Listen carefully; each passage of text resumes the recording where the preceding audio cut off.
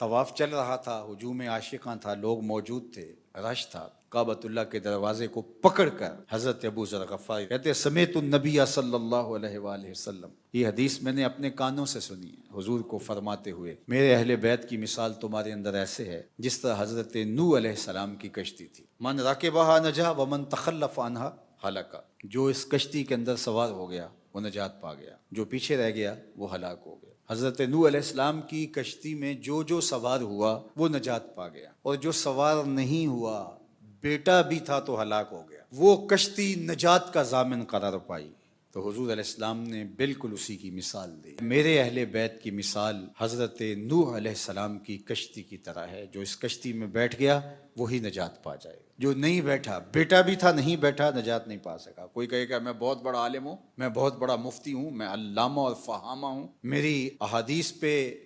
قرآن کی آیات پہ گہری نظر ہے، مجھے تو کسی کی ضرورت نہیں ہے، لیکن اہل بیت کی محبت کے بغیر ایمان سلامت رہ ہی نہیں سکے گا، غرق ہو جائے گا، ہلاک ہو جائے گا۔ اور دوسری بات جو اللہ کے محبوب نے ارشاد فرمائی، اصحابی کالنجوم فبأیہم اقتدیتم اہتدیتم، میرے تمام صحابہ ستاروں کی طرح ہیں، جس کے پیچھے چلو گے منزل مراد پالو گے۔ حضرت امام فخر الدین رازی فرماتے ہیں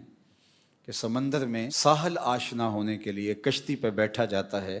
اور ستاروں پہ نظر رکھ کے راستہ تلاشا جاتا ہے، جو کہے کہ میں کشتی میں تو بیٹھ گیا ہوں لیکن مجھے راستے کی ضرورت نہیں ہے تو وہ بھی ساحل مراد تک نہیں پہنچ سکتا، اور جو ستاروں پہ نظر رکھے اور کشتی کو چھوڑ دے اور خود چھلانگ لگا دے تو وہ کسی سمندری طوفان کی نظر ہو جائے گا اور سمندر نگل جائے گا، کھا جائے گا اسے، منزل تک وہ بھی نہیں پہنچ سکے گا۔ منزل تک اسی کا پہنچنا ممکن ہے جو بیٹھا کشتی میں ہو، نظر ستاروں پہ ہو۔ حضرت امام فخر الدین رازی علیہ رحمہ یہاں فرماتے ہیں، ہم اللہ کا فضل ہے کہ اہل بیت کی محبت کی کشتی میں بیٹھے ہیں اور ستاروں پہ نظر رکھے ہوئے ہیں، اس لیے نجات ہمارا مقسوم ہوگا۔ اہل بیت نبوت کے ساتھ محبت یہ بھی تقاضا ایمان ہے،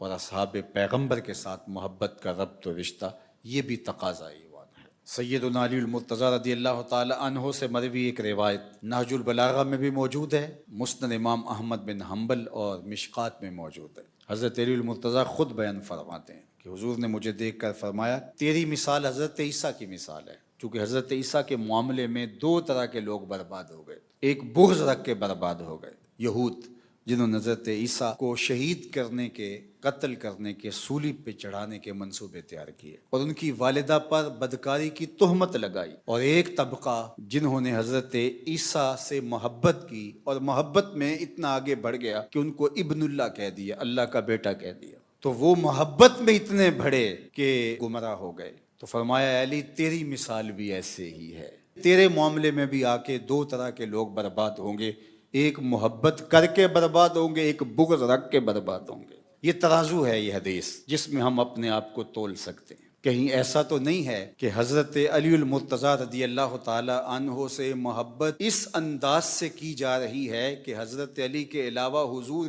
کے پہلو میں لیٹنے والے اصحاب پیغمبر کی محبت بھی گوارا نہیں ہے، اور کہیں اس طرح تو نہیں کہ حضرت علی کا نام بھی گوارا نہ ہو اور باقاعدہ ٹیمیں بٹھائی جائیں کہ ان احادیث کو چن چن کے ان کے روات پر، ان کے راویوں پر بحث کرو اور کسی طرح ثابت کرو کہ یہ حدیثیں ضعیف ہیں جو حضرت سیدنا علی المرتضیٰ کے فضائل پر مشتمل ہیں، اور ان کو چھپاؤ یا ان احادیث کی ایسی تعویلات فاسدہ کرو کہ حضرت سیدنا علی المرتضیٰ رضی اللہ تعالی عنہ کی فضیلت ثابت نہ ہونے پائے، اور یہ صحابہ کی محبت کے نام پہ کیا جائے۔ تو اگر یہ پہلو ہے تو پھر بھی سمجھو پٹڑی سے اتر گئے ہو، اور اگر حضرت علی المرتضیٰ کی محبت اس انداز کو اختیار کر چکی ہے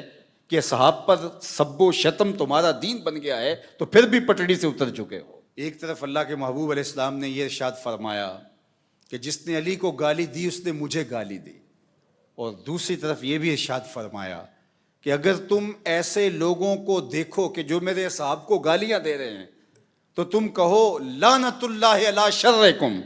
تمہاری اس خباثت پر اللہ کی لعنتیں اتریں۔ تو اصحاب پیغمبر ہو یا اہل بیت نبوت، یہ مشکات نبوت سے پھوٹنے والی دو کرنیں ہیں، ان کے مابین منافات نہیں ہیں، یہ ایک ہی شمع کی دو کرنیں ہیں اور ایک ہی سینے سے پھوٹنے والی دو ضیائیں ہیں۔ تو کہ نشناسی خفی راز جلی ہوشیار باش، اے گرفتار ابو بکر و علی ہوشیار باش۔